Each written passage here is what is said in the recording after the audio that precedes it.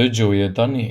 Ja pyetjet që do ju duhet i drejtoheni doktorit pas analizave të gjakut. Analiza e gjakut nuk bëhet një herë ose dy herë në vit, por mund të bëhet sipas nevojës.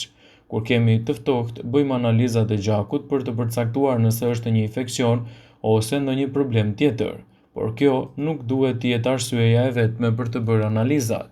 Një pasqyrë e plotë e gjakut nënkupton përcaktimin e numrit të leukociteve, përdorimit të hemoglobinës dhe trombociteve.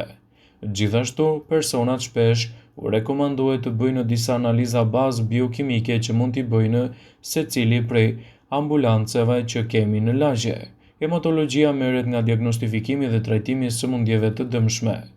Por gjithashtu, nëse shkoni tek mjeku për të bërë analizat, tregohuni të arsyeshëm dhe bëni këtë pyetje: a ka ndonjë gjë anormale tek analizat e mia?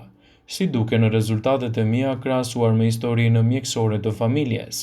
Mund të më shpjegoni rezultatet e mia me ndonjë simptome të çuditshme ose me problem që përjetoj? Mund të bëj ndryshime në regjimin ushqimor? Mund të vazhdoj kontrollet pas këtyre analizave? Këto janë pyetje thelbësore për një kujdes më të mirë shëndetësor.